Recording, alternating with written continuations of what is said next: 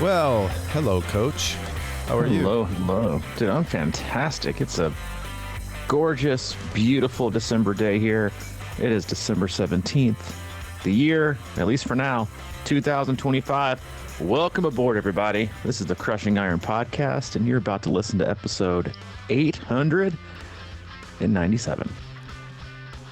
Yeah. Did you, before we get rolling on our topic for today, you got anything you're excited about that's going to pop up under the old Christmas tree on December 25th? Why do you do this, man? Come on. Hey, listen, I'll help you out. You know, my mom texted me because I still can't get her to not get me something. You know, like she's of that generation and still does like the old, you know, like we go out to eat, the four of us, and, you know, and she's like, ready for the check? And I'm like, yeah, I'll take it. She's like, yeah, I'll pay for mine. I'm like, we've been doing this for like the last 5 years. You know, I'm going to pay for your meal. Stop trying to, you know, pay for your own lettuce wedge with tomatoes and like a side of rice. Like, I got you. Okay. I got you. You know, you start ordering like, you know, the freaking surf and turf. Maybe you might have to split that. But she texts me and she's like, hey, I need another present for you. I'm like, first off, I don't need anything. I don't need anything. I don't want anything. You know, if I want something, I'll go buy it. She's like, well, where's the fun in that? Yeah, where is the fun in that, man? Yeah, and I was like, well, you know, fine, whatever. But it's not about you. It's about me, right? It's about the gift. And I said, if you want to do me a solid, go get me 5 black sweatshirts, 5 black sweatpants, and if I'm feeling spicy, I'll wear some gray on the weekends. That'll make me the happiest camper possible. You know, I thought she would take it as like a joke, even though I'm being straight serious. I mean, 26 seconds later. Gift card? Screenshots. What about these? Lululemon? Is that where you're going? Oh, I mean, I said Lulu or Viore. One of the two. She's got to cash in a CD to buy Lululemon. God, no kidding. I'm like, yeah, if you're going to hit me up, hit me with those. So yeah, I mean, I just need comfy, give me comfy clothes, you know, and stay away from, you know, and I don't care if it even looks the same as the pair that I've got on. If it's brand new, it becomes the new, and I just shift, and then they become, you know, I mean, you can relate to this, and I think most people can relate to this. Like the greatest gift and the greatest respect you can pay to a pair of shoes is to graduate them to the lawn mowing shoes. Oh yeah, they like. I mean that is the like. There is no greater respect. Yeah, and same thing with pants. There is no greater respect than to shift that to the. These are my hard work and outdoor clothes. You've seen it all. You've done the, you know, you've done the work. You've been comfy. You've been there for me.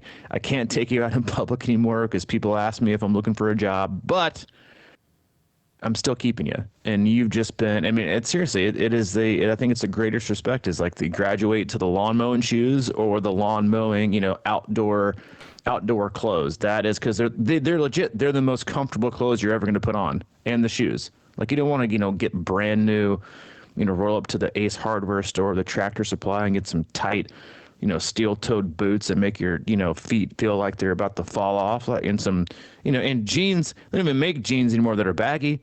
Jeans, they suck the life out of you. You can't even get them on. I mean, I feel like, I mean, I don't even own a pair of jeans, but from what I see with people wearing, I'm like, how do you even get those motherfuckers on? Like, how do you get it? I mean, I know you like a nice pair of tight jeans, but you can pull them off. I look at them and I get claustrophobic. I mean, I get claustrophobic looking at to the jeans that they've got on, and I'm like, I can't do that. I can't do that to my legs. You know, I'm a flip-flop guy. You know, I get shit from that already in the winter. You know, and they're like, oh, you already got flip-flops on. And I'm like, it's freedom. It's freedom for my toes. And it's not my fault you got your toes, you know, sucked up in 2 pairs of socks and shoes. And all you got to do is make it from the car to inside. If you can do that unscathed, you'll be better off. Mm-hmm. Yeah, that's my wardrobe winter tangent for the moment. That's a good one, man. I grew up in that, you know, early enough where you couldn't even, you know, Christmas or Thanksgiving dinner, you couldn't even wear jeans. It wasn't dressy enough.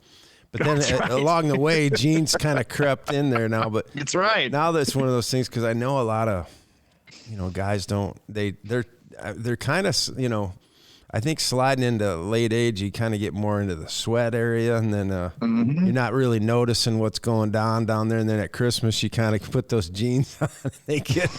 I just love watching the uncomfortability factor, you know, around the house. Well, it's because you can't button them where you want to button them anymore. Oh, I know. I mean, you got to adjust where you button them based on. But you don't notice the progression. Exactly. And then you're like, you pull that out. Oh, these always fit, and they're like, what happened here? So. But yeah, I don't wear tight jeans. I mean, they're not loose. They're appropriately snug. I mean, you're not a buckle Abercrombie and Fitch guy, but I mean, you like a solid set of jeans. A couple times a year, I can get into those. It's like the morning after Ironman, I can wear about anything. I mean, we're going to talk about moderation today, but hey, I was thinking, it's like now that we talked about it, like you can really go one of two ways. If you want to.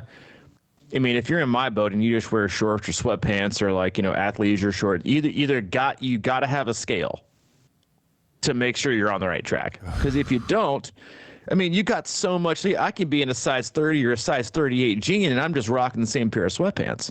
Or exactly. Right. It gets problematic. You're like, I feel pretty set, right? But you're wearing, freaking baggy clothes, back in like the, 80s hip hop days, or you don't need a scale. And you can just choose to slide on a nice tight pair of jeans, from Buckle once a week. And that's a pretty good barometer of where you are. So you really got to pick. Do you want the scale or do you want the skinny jeans? Because they're both going to tell you the same thing. It just depends on how you want to receive the bad news. Yeah, what's the worst way to receive it? I think it's the jeans, man. It's for sure the jeans. Because at least with the scale, you're like, yeah, I mean, like I'm carrying a little bit of water weight right now. It's got to be off. Creatine load. Yeah, I mean, it's just a little bit of water weight. Like it's no big deal. It's better to be hydrated than not hydrated. You can always play it off. But with the jeans, you're like, well, fuck, like I can't even wear these out today. Like if this was all I had that was clean, I can't even go outdoors. I can't even go in public. If everything's dirty, I can't go outside right now. Yeah. And so I think the clothes are for sure. Like the the jeans. I mean, but for women right now, I mean, we're gonna get off the wardrobe tangent, but I mean, I tell Allie this all the time. I'm like, why is what is in now, like for women, making you look like a square or a rectangle? You got this, great figure. Sure. You work hard, and it seems like what's in right now is like, let me give you a wardrobe that we would put on SpongeBob SquarePants to make him look with like giant shoulder pads and like, super square. That's like in right now. And I mean, I can get behind the jean things because they're giant, but I'm like, it's just interesting the ebb and flow of the of what's in and what's not in with fashion. But yeah, I mean, I know you guys are probably joking like, dude, I've seen you. You're not the most fashion forward guy, but that's the point. Like if you just hang out in the same place, you're eventually ahead of the times because it always comes back, or you're in the times. But if you get too far ahead, sometimes you're going to be left out. You guys are welcome. It's a great topic for around the Christmas table. But no, happy to be here today. Hope you guys at least tolerated the intro. Well, yeah. You got to have a good time, have a good laugh with combos like that. Yeah. I was just thinking about the time I've done this before, where I put those jeans on and I can't quite. They're a little too tight. I leave the top undone, put the belt on, and have the long shirt hanging down. Oh, man. We've all done it. Everybody has done it. The trap there is the fly. Because if you don't have the belt cinched up, every dude knows this. If you don't have the belt cinched up tight enough, the button where it's supposed to separates and it pulls the fly down. And it's happened to every guy. You're like, I can't get these jeans buttoned.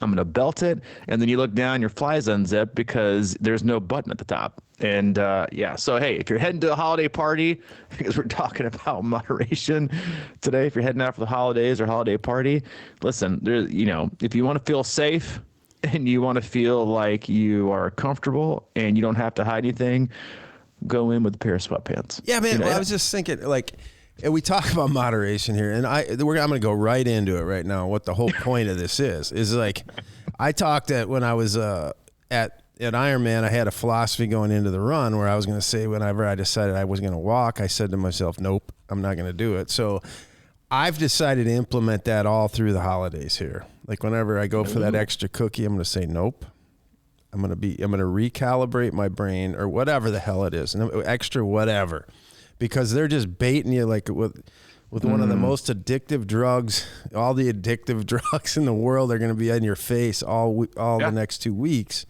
So it's important to be able to kind of put up that stop sign. And then I think that the reverse side of that is that even in training, it's like your tendency is to like, well, I ate all that crap yesterday, I'm going to go burn it all off. And then, the next day you're wiped out, and then you're going back to the sugar or you know what I mean? It's like it can be a cycle. So I think the whole thing is really important to think about, and just to kind of stay in a positive momentum moving towards, January, and when it's easier to kind of just shut off the world after New Year's. You just got to tread water.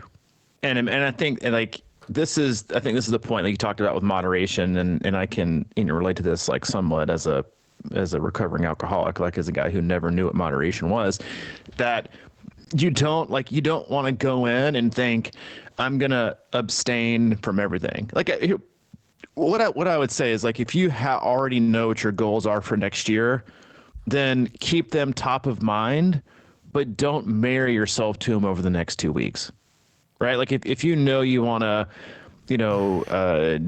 be more consistent in swimming, or you want to drop a few pounds, or you just want to be more consistent overall with your strength training, like, don't try to get a quote unquote head start, because it's really hard. You got holiday hours at the gym are all different. Pool hours are different. You got family obligations. You got school out. If you got college kids, they're home. It's just hard. Like keep them top of mind. And like you said before we went live, like, just prime yourself to be prepared. And I think like one of the things that I know we talk about this probably at the end of every year, but whatever, is the damage that you can do in these next 2 weeks isn't something you can undo with the change of waking up on January 1st and simply giving a new year, new me, slogan, and then you go work out that day. Like it takes time to get that back. If you're going to, and I do that. I say this with, like, in all honesty, and yes, you want to have a good time, and yes, you want to be flexible, and you don't want to be too strict, but you also want to be too loose with things. And I think there's just with all things with training, like, there's a moderation. Just like you want to go hard sometimes, you want to go easy a lot. When people ask us about, like fueling and nutrition choices, like I always tell them, hey, 80% of the time, eat pretty smart, right? Eat what you're supposed to eat. 20% of the time, live a little bit. But the thing is the more you do it on a consistent basis like that, the less you actually feel like you want to have those 20% days where you go to town, right? And you order 2 pizzas and you're doing this. Like, what happens is you, just like with training, when you're not trying to be perfect, like, as we talked about this back in the infamous chunk cookie episode, was if you try to be completely strict and 100%, adherent to, your training and your training peaks and everything green, or hitting your diet or whatever it is, you burn the wick so much, you get burnt out, that you rebel completely the other direction. Oh yeah. And then you end up actually, like, on training, like you're perfect, and then you rebel so much because you're so done, you're so burnt out. Then you actually get more unfit than when you started the previous streak of being consistent, because your ability to get back on the horse, you just don't want to do it. Same thing with food, right? You drop 3 or 4 pounds over 2 weeks, which is pretty aggressive, but you're being really strict. You're cutting out all these things, but you're like, it's so hard, and you feel so restricted, and you feel so kind of like held hostage by your own agenda, that you rebel. And then when you rebel, I mean, you're doing like a pizza and ice cream, and you're like, fuck it, I'll start back on Monday, but like you're doing it on a Tuesday. So you got a 5-day bender coming at you, and then you start back on a Monday, and then you don't want to do it. You feel like crap. So even then you're less likely to get back going again. So when you and I've said this, I think I said this a lot to a lot of athletes lately, is I don't need you to be all in 100% of the time. I only look for you to be 100% 80% of the time. 20% of the time, you're going to mess up. You're not going to be able to work out. You're not going to get it done. That is okay. just we talked about, I think, maybe 2 or 3 weeks ago, it's like scratching, it's like buying a used house versus a brand new house, or it's putting that first scratch on your new car. Like once it's used, it's used. You don't have to like, be so anal and so stressed about the smallest, slightest little thing. You just kind of go with the flow. And I think if you're looking at this time of year on both ends, like just go with that. Hey, like I know I'm not going to be perfect during the year either. So don't swing the pendulum from, I'm going to treat my body like a carnival ride the next 2 weeks, and then I'm going to go completely from that all the way to, well, then I'm going to be, a guy that, gives TED Talks with my shirt off because everybody looks up to me because I'm so motivated and I'm nailing everything.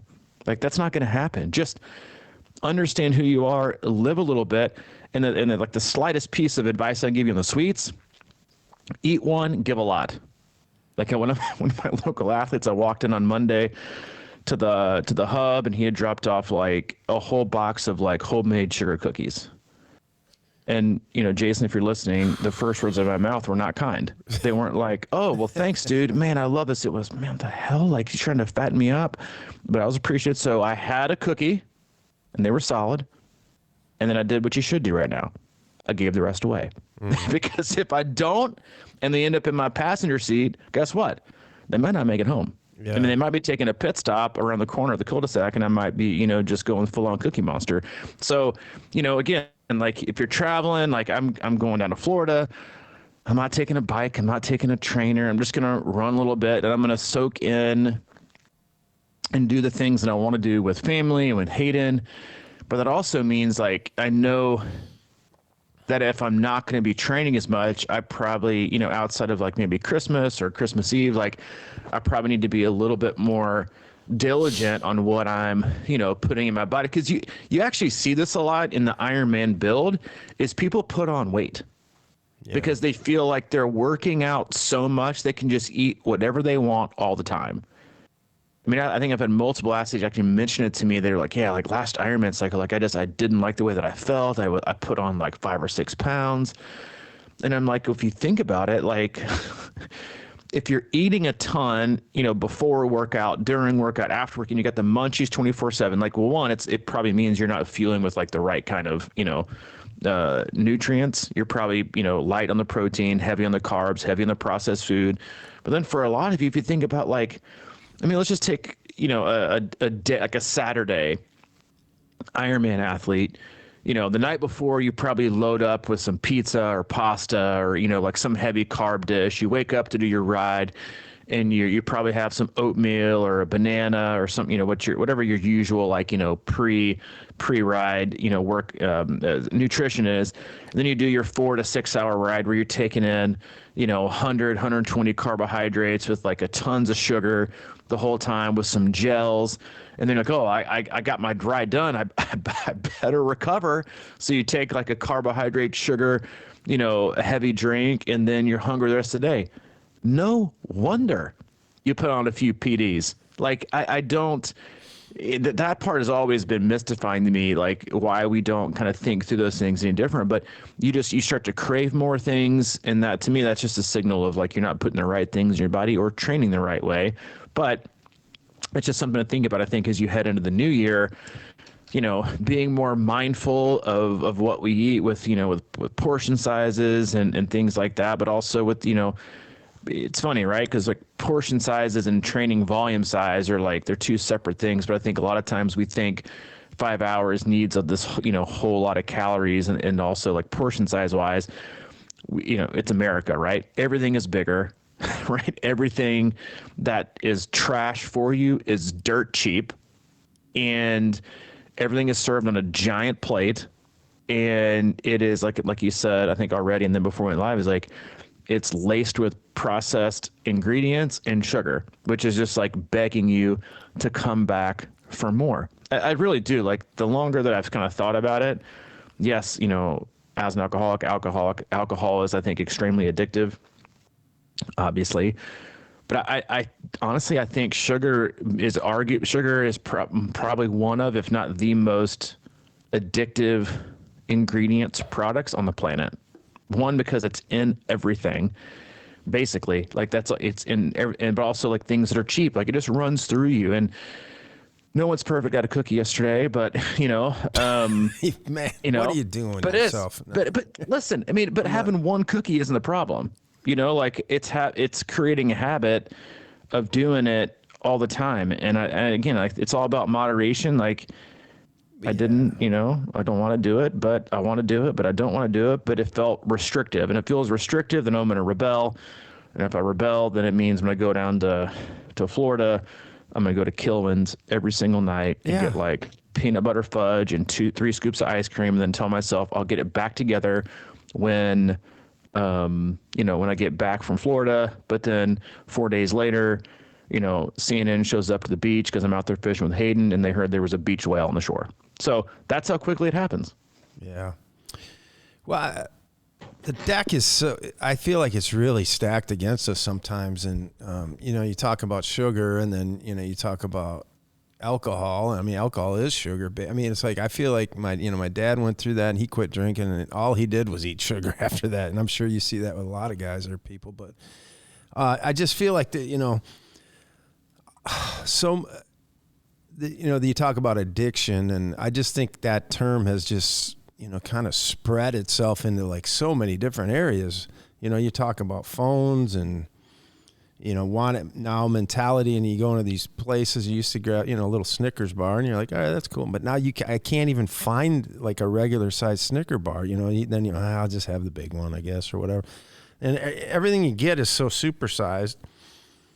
And, this kind of thing just kind of creeps into us. And I don't think it's a lot of times necessarily our fault. The pressure is so, like, with the ingredients that are in some of these foods, and they're just addictive by nature, and it kind of creates a snowball effect. And, we go into holidays, and it used to be real pure almost, turkey and ham and potatoes. And now it's got like other shit's creeping in there, man, like the snack bar beforehand and all these other things. And it's real tough because it just sort of, keeps going. I got a buddy. I've talked to him about him before. He's been in and out trying to get into triathlon. Every once in a while, he'll come up here for the weekend or a day or something like that. We'll cold plunge and try and get some shit going.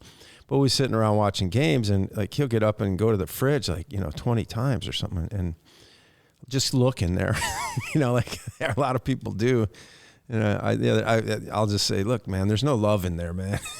Quit looking in that fridge, There's no love in there. I love that. And we do, because we're just, we're that way with each other, whatever. But I've kind of created, the trunk cookie thing. That thing worked for me, by the way. I'd get cookies, and I'd leave them in the car and forget about them. And now I have an SUV. It's not as easy to forget because you can kind of see them. That's right. You can see them in the rear view, baby. I had to come up with a new strategy. It's called the outside fridge vegetable crisper.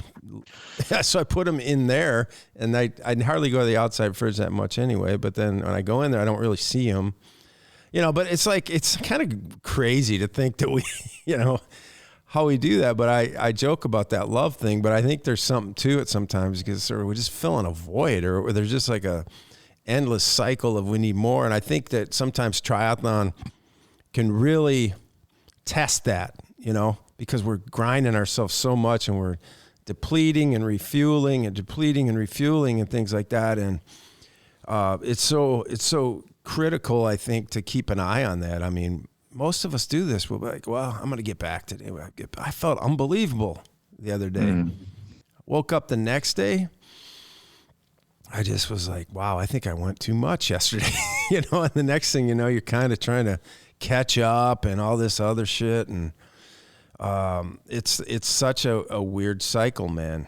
I think, I like that take one and give it away philosophy, because there's something about, just creating some kind of pattern or something like that. Take a cookie, give the rest away, because then they're gone. It's sort of like, I mean, that's really the only, defense system sometimes. I tell Emily, I was like, if we don't have anything here, I won't eat it. But if it's here, I'll usually find it. I'm like a dog. You know what I mean? Like, yeah, for sure. It's like he would have looked in that fridge enough, he would have found something, But yeah, I need to start giving away my jeans too, probably, now that you say that. I mean, you need to keep the ones that make you feel nice and tight and, they're firm. And then they use that as like the barometer. But it is like, if you think about, I mean, this is like most things in life. Like, when was the last time, anything was, I mean, it's triathlon too, right? It's like, when was the last time anything was less? It's like, got to train more. You got to train harder. Got to train harder more often. Got to consume more calories. You got to race more often. You got to spend more on this. It's like, it's always more. And we get so like, everything in life is like that. Everything is like more. It's more. It's more, and then everything gets bigger and everything's more expensive. And it's just like, when does when does that stuff stop? And I think we get, like you said, like it goes right into the philosophy of, and that's why it's so marketable and so, I think, so attractive to most people, is because most people's minds are already wired that way. Is, oh yeah, more. Oh yeah, I'm looking for more. Give me more. And they're like, but that's not really what you need.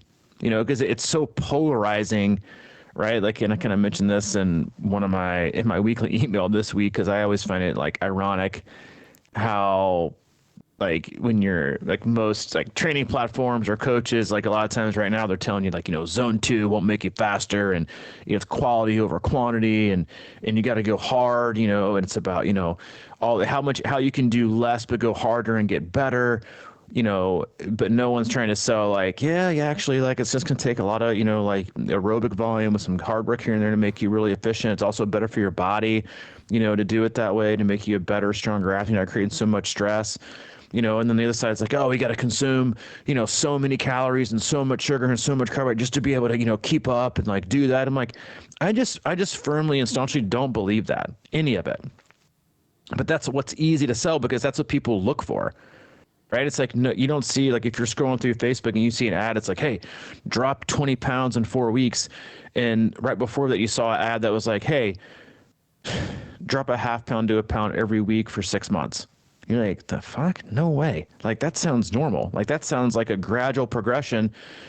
And but the kicker is like, after the 6 months, you keep it off. And then after like the short one, is like, results vary on how much weight you might put back on when you're done. We're like, yeah, fuck it, I just want to lose it quick. And that's what people do. And it's just like, it's a short-term fix that you feel like makes you feel good, but completely wrecks your body over time. And I get it. Like, I've been there. I mean, athletes go there, and like we start to work with that. So I'm working with 2 athletes right now that are newer, and I'm like, your aerobic system is like non-existent, like zero. And it's like, it's no wonder you haven't been, getting better over these long distances, because at some point it becomes, yes, is intensity good for you? Yes. Can too much intensity also be bad for you? Yes. And so when you do it all the time, yes, it makes athletes like excited, because like, I never, well, some do, but like very few athletes are like, oh, dude, I cannot wait. I got a solid aerobic ride today. Let's go. They're not like, I can't wait to test myself. They're not, no one gets pumped about that. It's always like the hard stuff, right? That really, really, really gets their juices going. And that's why it's easy to sell. It's easy to market. It's easy to give to athletes, because you keep them happy in the interim, day to day, but then the results start to like flatline and not get better, or they start to get sick a lot, or they start to get injured a lot, or they start to, like, get burnt out, or, they start to, their improvements start and they don't race as well. Like, that's why. It just is. And I can tell you this from a decade plus in coaching, like, you see it all the time with athletes that, you look back over their training, I'm like, well, you're going so hard all the time, you can't recover. So no wonder you can't go hard enough. You're just kind of like gray zoning it 24/7. And like, I know it's not fun. I know it might feel uncomfortable and feel like you're regressing, because you don't feel like you're going hard enough. But efficiency and economy is one, it's good for your system, because aerobic work like does things for your body in general. It makes you a better all around, more efficient athlete, a better economy, whether you're doing a 70.3 or a full, even an Olympic. I mean, that's why most of the Olympic athletes Olympic distance, like short course athletes are so successful because when they go to 7.3 or full, sometimes they do less training. Like I was listening to an interview with Jelly Geens talking about a 7.3, and he was like, yeah, actually, when he was doing short course ITU, so sprint and Olympic distance, he said when I transitioned from that with Joel Filial over to his coach Ben Renzel, like when I transitioned from that to 7.3, I actually reduced my volume. Think about that for a minute. Like so every distance does like, an aerobic, has a lot of aerobic stimulus. And so I think like when you skip that and you don't do it, especially if you're an older athlete, yes, I know it's easy to sell the high intensity and yes, you need it, but you also like have to be efficient because in my opinion, not in my opinion, but in my experience and my opinion, and what the research says, is aerobic work not only is a stimulus, but it's also a recovery. And I think that's what's lost on people when they see aerobic. It's like, oh, this is just, it's going to be boring. It's like, not only is it going to make you a better, more efficient, right? Because faster, easier, the same watts is faster, right? It's also helping raise your ceiling, but it's also promoting recovery. So when it's time to go hard, you can go hard. But you can't bounce back from a hard session, recover with a hard session, even if that's what you want to do. And it's just, and I think also like one of the harder things as a coach to explain or hear is, I don't have that kind of time, or it takes, I'm like, well, you don't know how much time it's going to take you. It takes longer for some athletes, it takes shorter, but it's that moderation. It's like, yes, go hard some, yes, go easy some. But you can, kind of going back to that quote, the other day I think I used from Alan Cousins was like, it's not that you don't have any more time, it's that you don't want to go easy more often, or you don't have any more time for more stress, right? Because all you want to do is higher intensity stuff. Mm-hmm. And I think that's, again, it's just that moderation. Like you might not feel destroyed when you're finished, but that should be the point. And like, I know I get my soapbox about this, and I know it's hard to sell for athletes, but like that's just the truth. Like you want to be really, really aerobically efficient, and it also doesn't make you have all these like, weird cravings and weird, like you're usually, I think the point I'm trying to make here is that it helps you keep your body in more of like a homeostatic space to where you're not completely wrecked or totally rested. Just like, extreme diets or extreme exercise or extreme restriction, or extreme gluttony, right? Like it makes you go one way or the other, and it really stresses your system out. Like, just like fasting does, right? Overeating, stress, fasting, stress. It's about the appropriate moderate amount, because then your body is in like a really good solid place that it can do it more and more and more. And you don't have these huge swings in mood and sleep and, and sickness and in fatigue. And that's, if you peel the layers back and look at it, that's usually, it's like we're under fueling or we're overtraining. So we're under recovering. We're not sleeping enough. Like these are all pretty simple things that are just moderate changes. None of them have to be drastic. Yeah. I think that's the biggest trap, man.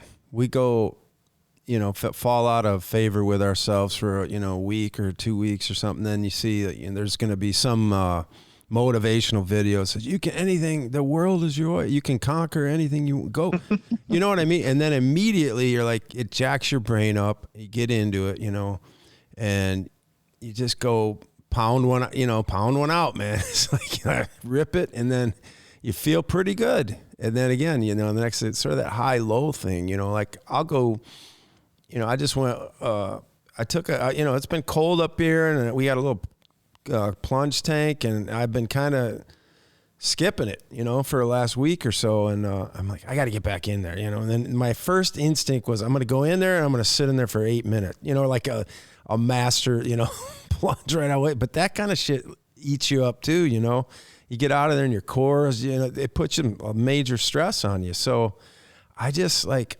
it is really, if you boil it down, it's kind of like, instead of like, just do it tomorrow, just do a little bit today, or like something that's going to feel good, because I just think all this food talk and the holidays and all that stuff, it's just so applicable to everything, because the catch-up game is what a lot of us play. And, I've seen so many athletes come and go, and I think it's because they, aren't consistent with things, and they're up and down, and they're trying to catch up and trying to prove to themselves. It's like if you don't run for a while, the first thing you want to do is prove you still got that speed.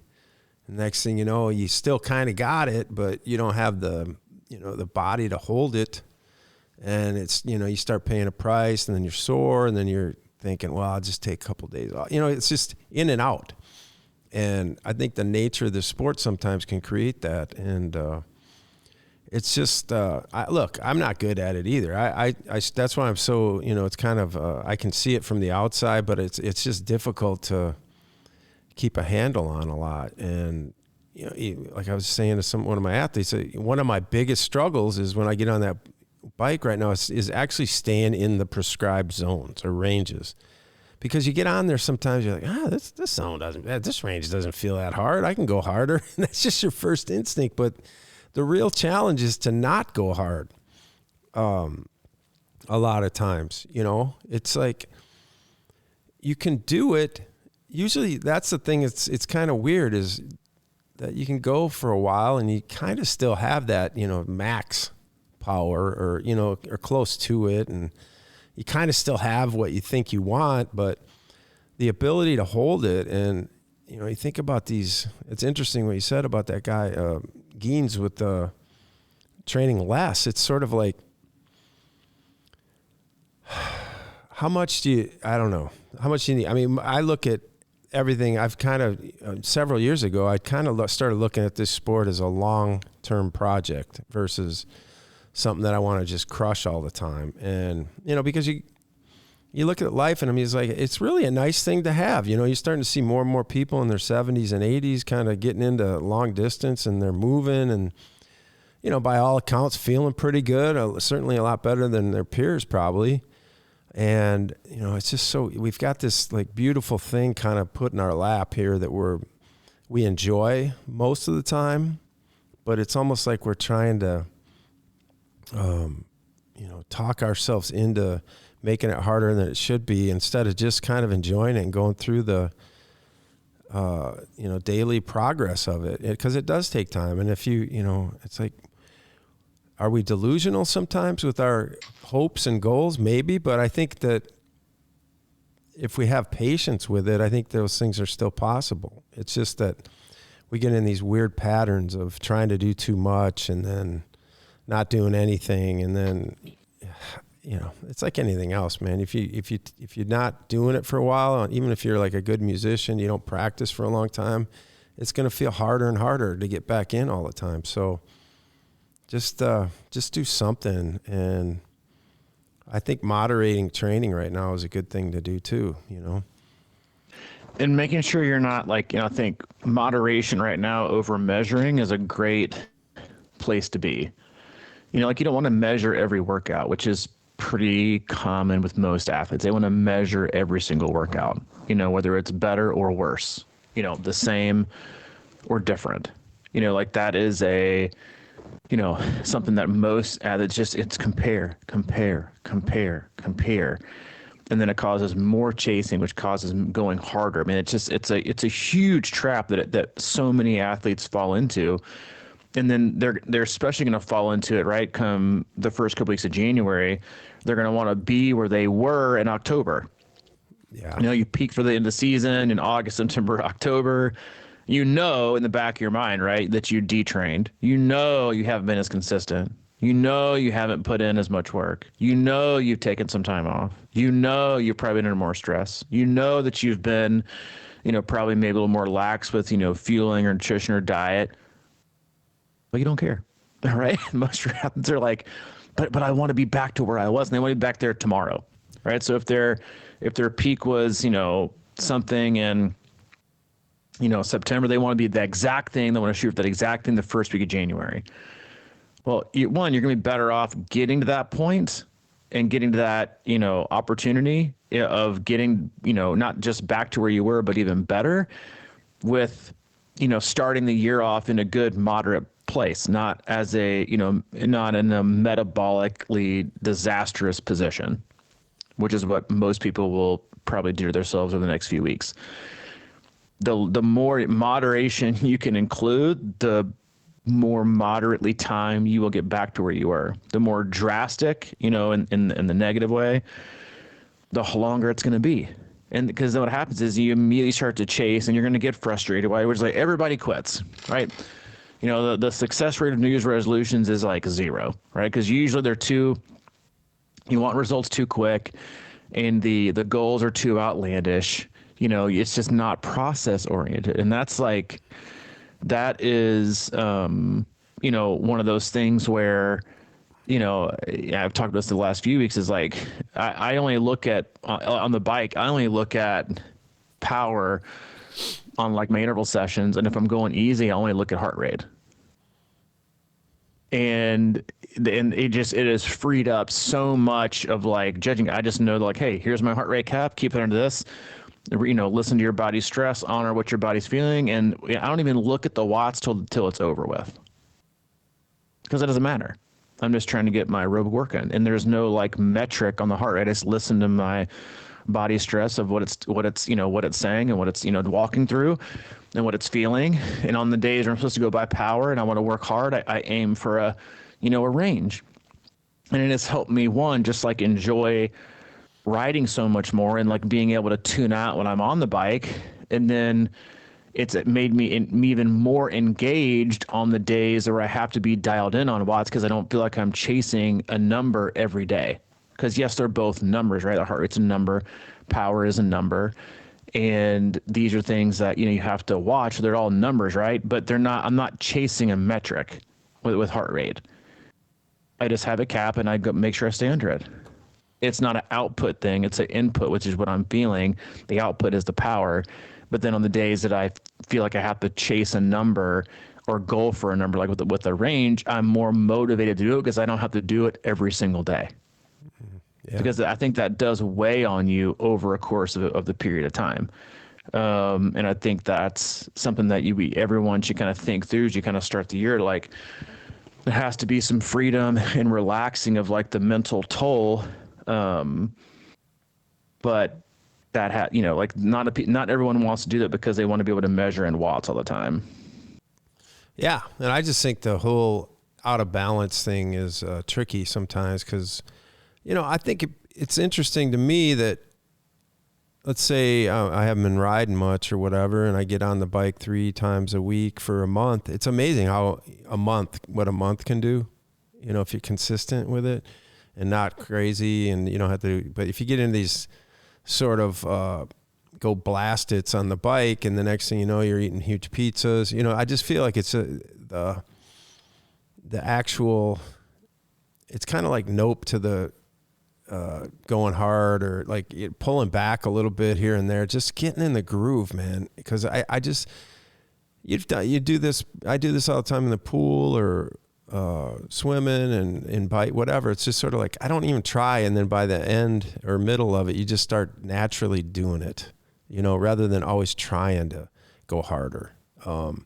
Just let your body do what it does, and it's kind of amazing if you give it a little room to open up rather than forcing it all the time. And that's that. I guess that kind of goes back to my, thankfully, either you or somebody early on in the game was always in my head about negative split mentality, and I just try and think about everything like that. It's like, let's negative split the week, the month, the year, whatever it may be. Just finish stronger than you started. And it's kind of like you just said, it kind of gives your body and your brain a break. It's sort of like, it's freeing to not have to come out of the, do you watch that Netflix thing called Sprint or whatever it was about the sprinters? All I could think of was, Jesus, man. No. The stress of having to go hard right out of the gate every time you do anything like that, it's just so much to me, man. Or like, the Olympic 50 swim, rate. These kind of things are like, that's a different animal. We're not doing that. You know what I mean?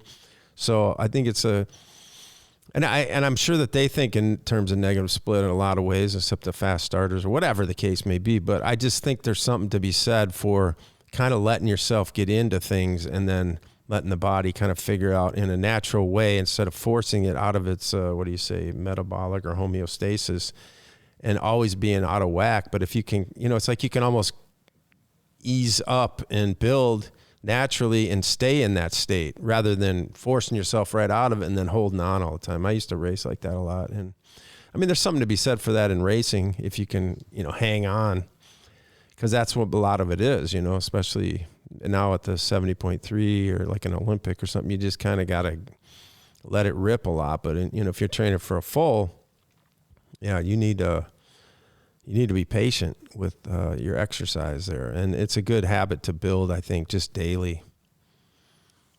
Well, I mean, you said it, like moderation tends to leading to more moderation. Drastic and extreme leads to more drastic and extreme. Yeah. I mean, and the more you can stay in the middle, I think you can do that for longer. And it's like, to me, it's like, staying in moderation is always taking steps forward. Right. If you want to go from point A to point B, we're only taking every right foot, every left foot is always going straight forward every time. But if you're doing drastically, you're trying to get to that destination from point A to point. You're trying to do it by taking a step to the right and a step to the left. Your step to the right is one extreme. Your step all the way back to the left is another extreme. That is that's what usually the extremes and the pendulums go to, is one end to another, and it takes you longer to get from point A to point B because you're trying to do it, a different way every single time. And that's just, that's not, it's not going to be, one of those things where it's going to get you in the right direction quickly. You might think it will, but it's not. It's just about being steady, and steady isn't glamorous, people. Like, steady and consistent isn't outrageous. It's not, the more you do it, but the more you do it, the less stressed you feel about it, because it just is what it is. Right. And I think that is, one of the things that we get caught with is why, we tend, and maybe that's a question everybody should ask themselves, is this period of encourage moderation, or time off before you start the January, is when I start to crave a drastic change, why am I craving it? Is it because this moderation or this consistency isn't good enough, right? Or is it not exciting enough? And if it isn't, then what am I actually looking for? Because that's the conversation with most athletes. It's we're getting better, getting more efficient. Why are you craving something different just because? And some athletes, they'll just really admit, I just need something different. I just want something different, because that's human nature, is to crave and want change, or feel the need for some kind of a jolt or a endorphin dump, not because anything is different, because they just can't stay focused. Even if they know it's doing well, they just can't stay focused. And it's that pendulum swing that we, honestly, I think the pendulum swing for most people and athletes, the drastic nature of it back and forth, has now become the new baseline comfort, to where it feels the most normal to be in either a constant state of stress or you're overcooked, or you're doing nothing.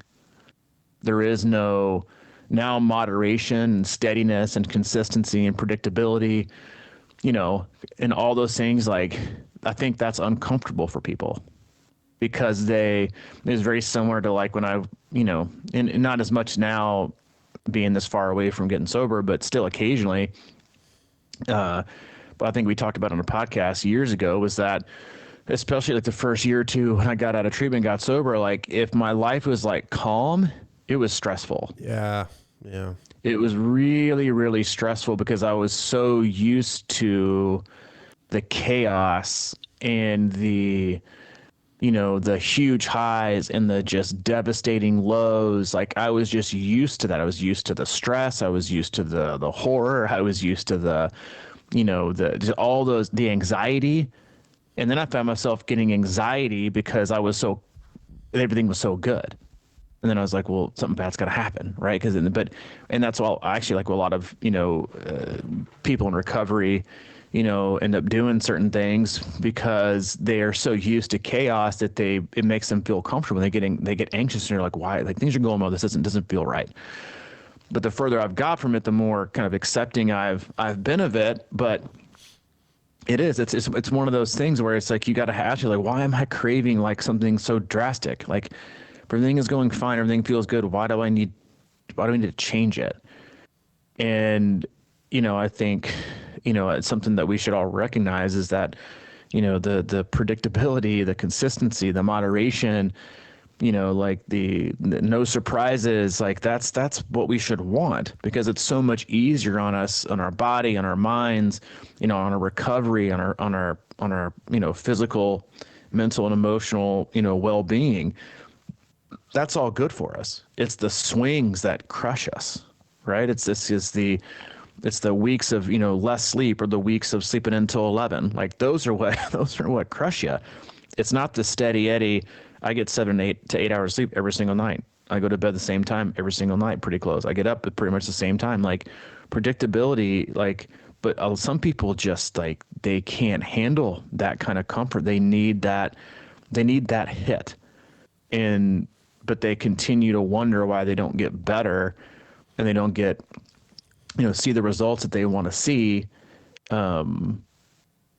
And that's just like, again, I think it's part of society now, but I think it's like the comfort stuff makes people feel anxious now because they see everyone else making these drastic changes, doing these drastic things. They think they have to too, but all the while, like they are completely, in a great spot and comfortable and getting better.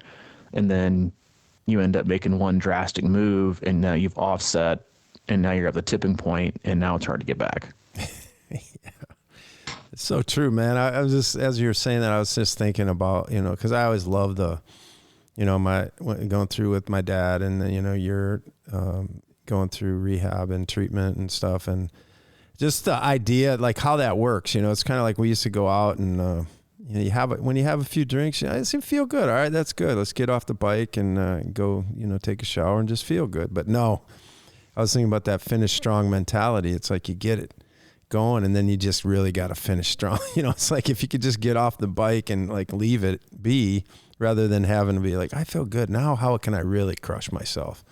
It's like I really want to keep chasing something, and it's just such I think a powerful thing to be able to do is just kind of like say, well, that's good, I feel good there and I'm good with that. And like you said, you don't have to bury yourself just to prove that you're doing something that's effective, because that should just that mentality in general is sort of like, if you could have had a couple beers and just walked away, it would have been no big deal. It would have been probably like whatever, but all those things kind of translate to the mentality of the addictive nature that, sort of society creates with us. I feel like it's like, I feel good here. I'm going to go like diving into some negative shit on the social media and just like torture myself for a while. Mm-hmm. It's like you're saying, it's almost like, I think I'm just going to go to bed. Like I have that problem where I'll feel good. Man, it's bedtime. I should probably go to bed. Well, I feel kind of awake. Or maybe I'll just like venture off and start listening to some shit. And then it's like, it's just pollution, and it's so hard to just kind of let that go. And like you said, not have to build, or not getting anxiety from just feeling good or calm. Yeah. It's wild. It's weird, right? I just think there's so many parallels with triathlon training in a way. It's a healthy addiction in some ways for a lot of people. Healthier, I guess, but it can be painful. Yeah, and I think that there's like, you've got to find joy in this, like in that moderation. Because if you can find joy in like steadiness in the moderation, the thing is you're eventually going to end up seeing the gains you want to see in the moderation. But if you don't do it enough, you're never going to see it. And then like the more moderate, like, or the more aerobic work you do, you'll see the gains, and then it becomes kind of it's a like, to me, it's like a low level buzz. Like, just to give you like an example, and I think I talked about this on the podcast a month or two ago about the gains that I saw from like aerobic work. I went from a 135 heart rate on the test that was a 150 watt to a 180 watt at 135. And right before this podcast, I got off the bike and I did an hour at 195 watts at the same heart rate of 135. So 45 watt jump in 2.5 months from boring aerobic work. Now, when I started it, it was soul sucking, some of it, admittedly so, because it just, I knew I needed to do it, but I was like, it's just not my favorite thing. But now that I've done enough aerobic work to see the benefit of the aerobic work, now it kind of, now when I get on, it gives me like a low level, like it gives me the same, you know, like for lack of a better word, like workout buzz that a hard workout does, because I know it's still beneficial. I don't feel the pain or the heavy breathing as much as I might a VO2 session or a threshold session or whatever it is. And that's usually like what tells our body like, oh, this, I'm working hard, I'm getting better. Well, let's not always, again, like it goes to like the extreme nature of how our brain works now, I think, is let's not fool ourselves and just assume that heavy breathing and painful legs means we're getting better. It could also mean you're overtraining and you're not recovered enough, so you aren't getting better. Right. But so I got off the bike, you know, I told you I was a little late to the podcast, but it just felt so good to feel so, I would breathe in and out of my nose the whole time, but my legs felt strong. I was like, God, I just feel efficient. So I wasn't like smoking myself. I just feel really, really good. And then I got off and that was it. And it was done. And like, I'm going to feel fine and great. I actually got more energy now than I did when I started. And it's like, but we started to fool ourselves, I think, into thinking that these extreme levels of, you know, whether it's sitting in front of your TV for 8 hours and being sedentary, like that's going to make us feel better, or, you know, going out on the track and crushing ourselves, you know, for instance, we can't breathe and our legs are crushing us, like that, we're getting better. And yeah, if you're doing things right, you should be getting better. But I think a lot of people aren't. They are just, we assume that is the reward. It's the pain is the reward. We're getting better. Not, yeah, like I actually feel like, or here's the kicker. Yeah, I did that and I don't really feel any different. So you're saying like you can get on and do like an hour and a half, 2 hour aerobic ride with, you know, solid watts and you don't feel any different? Think how good that is. Like in how you're priming your system, how you're developing your system to be more robust, to be more, you know, efficient. You're also not, you know, going out and doing a hard session where you're annihilating, you know, and stressing your system out and depleting your immune system and like causing yourself to need more recovery. I think it's like we need to just, you know, take a hard look at reevaluating, like what we consider these stimulus that make us feel like, quote unquote, that we're getting better, you know, because I love reading that. Yeah, I didn't feel like it did much. Good. That was the point. Like, it's not like, why do we feel like we have to, you know, endure a pain or suffering to get better? Which, I mean, in life, right, most of us need that, you know, to get us back on the right track, right? We've had this conversation a lot, you know, in the earlier days of our podcast, and, you know, even since then was, you know, in my, you know, all the things that I went through when I got sober, you know, while I wish they wouldn't have happened to anybody else like you or Allie, like I'm glad they happened to me, because I needed that like extreme nature of like stress and obstacles. I believe, like, because of where I was in life, I needed all those things to just concrete me into where I needed to be to stay sober, to where, you know, till today. And so like not all, but a lot of people need that, like that suffering and that, you know, and you hear it all the time, right? It's like, you know, for alcoholics, it's like, I hope when you hit rock bottom, it's a rock bottom you can recover from. Because some people's rock bottom isn't a recoverable rock bottom. It's death. It's OD. It's heading to prison. It's killing somebody. Like that is a lot of people's rock bottom. I was lucky that my rock bottom happened when it did, with the people that I was around, with the intervention that I had. Like I'm insanely lucky that that's how it happened. But on the other side, like I think triathletes, like they hit their rock bottom with like overtraining and too much volume and too much intensity, or to being too restrictive with food or not fueling enough. Like and then it's like, okay, now's the time, right? It's just like we all need that rock bottom. Or you hate your job, right? And you're like, God, I really want to leave, but you just don't. You just keep it until something like drastic happens and you just quit and you got no backup plan, right? And you're just like, but you're like, well, now shit, now I got no income. When I could have like been looking for a job and planning to leave the last 6 months to 3 years.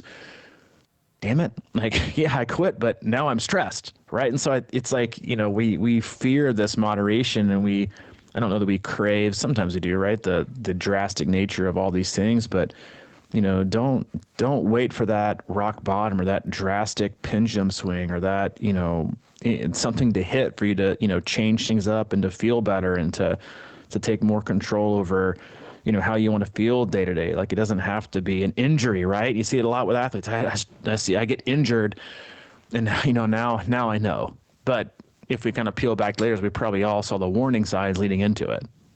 Like you don't want a layoff of 6 months or a stress fracture or a break of your femur or a whatever it is. Or, I saw the signs of burnout in training, but I didn't listen to them, and now I haven't worked out in 6 months. Like we don't wait for that. Don't wait for the sign, because it's no longer a sign, right? When you get it that late, to me, a sign is like something that you notice along the way that you can then change. But if you hit rock bottom, that's not a sign. Like it's a dead end. you got no choice, and you've been put there without choice. Your choice has been taken away from you, and that's like the same thing with injury and burnout.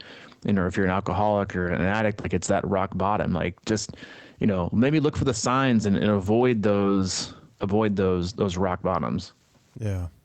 Yeah. I mean, just, we can end it. And you said something about how an athlete will get off the bike and be like, that didn't feel like anything. And how you feel like that. I mean, that may be the most stated part of this whole journey, is like, that is the goal. I mean, you just keep kind of doing things until you get that feeling more and more often. You get it, further out and longer rides and whatever. And then the race doesn't feel as dramatic, and that's the goal. I mean, I think that, we all fight through, Ironman sometimes. Like, it's like you're trying to hold on to a bar time or some shit like that, and it just ruins your day. You know what I mean? It's like, but it shouldn't be, in the ideal world. I mean, I think if more of us could stay with that consistent plan and just kind of slowly build up and, get off most workouts feeling good. One of my best signals to me is when I'm getting in good shape is that 8-mile or 10-mile run in the morning is something I forgot about. Like, I don't even think about it in the afternoon. It's like, oh, I did that. That's right. I did do that. It's like, wow, those are interesting ways to kind of decide if you're, actually improving. It's sort of like, it's funny how like most athletes completely forget that until like, I mean, this, we've talked about it before, and you felt it and I felt it, and we've read athletes feel it, is they'll wake up on a Monday and they'll be like, I was really expecting to be more sore today, but man, I feel really good after, a long bike and a double run and whatever. Like, I feel great. Yeah. They don't complain, right? That they feel terrible. Yeah.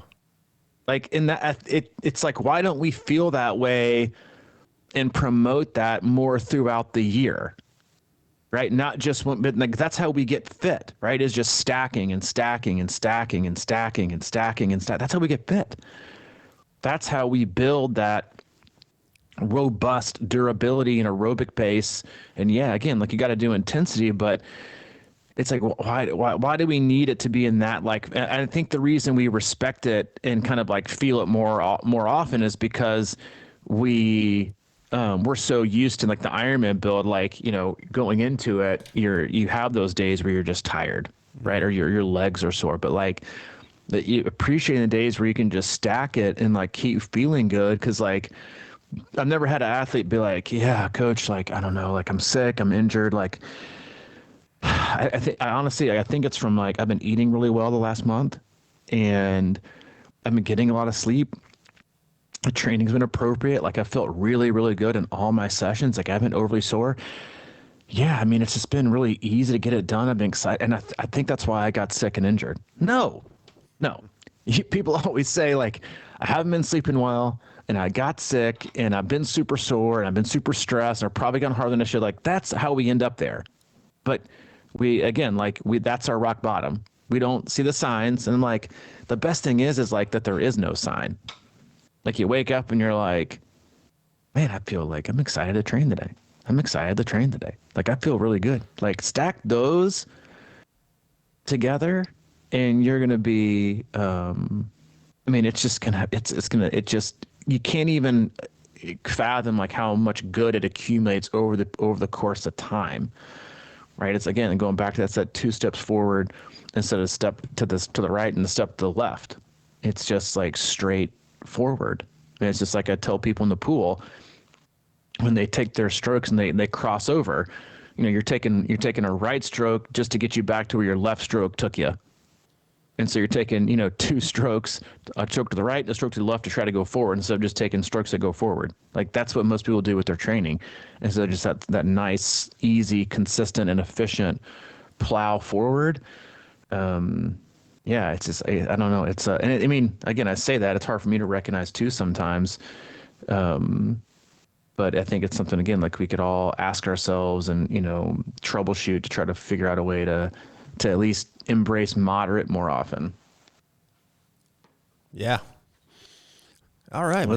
This podcast wasn't moderate. We went OT, baby, but I know, but we're taking a little time. Taking a little time. We're gonna, probably do a few interviews with GQ Magazine and Ralph Lauren over the next few weeks, just to kind of give my feedback on the state of fashion in 2026 and give some advice. So look out for that. I'll be on the back with a little bio. Mike will be on the cover. With his unbuttoned jeans. Shirtless with his tight jeans on, holding his Trek bike. So look for the next GQ Magazine, and if we're not on there, then you must have gotten the wrong copy. Yeah. But no, in all seriousness, it's been another awesome year. We're both super fortunate to be doing this and love what we're doing, and I've done it for as long as we have, and we take these next 2 weeks off to just kind of soak it all in and take some time off and get back the bandwidth that we know we'll need in January to start the year, but also appreciate how wonderful 2025 was and spend some good quality time with family and friends. And and I hope you all do the same and take that time to reflect and disconnect and to not be bothered by, that's honestly the thing I'm looking, not bothered, but like to know that I have like less temptation to be bothered, right? Which is again a personal problem, but like, I'm just really looking forward to, waking up, down in Florida and walking onto the beach with Hayden and not bringing my phone with me and not needing to, feel like someone's calling me or texting or I got to fix something or, and just like really sitting in that time and, embrace those. And I hope everybody else has those same opportunities, right? Whether you're taking a vacation or you're going to see family, do what you can to free up the brain space to, I think get into touch more with, what you want out of the new year. And, I'm not a resolution guy, but I think it is a great time to sit back and reflect and figure out, what you want to do or what you want to change, what you want more of, what you want less of. But yeah, we'll be back next year. Yeah. I mean, really lean into who you are, who you really are. That's kind of how I think about it too. And I'm sure over the next week or so, I'll be turning on this podcast recorder and practicing podcasting. just to stay in the game. I'll practice kicking back and listening to one of your rants. I'll just maybe I'll rekindle, because I've gotten this question. I was like, maybe I'll rekindle. I'll have to rehearse and go back with the old intro. Oh gosh, in the new year. I don't even know that I could say it right now. That's okay. I mean, like not doing it. Yeah, it's okay. We don't. Probably don't. What we won't do is bring you a new intro theme song. So that didn't go over very well.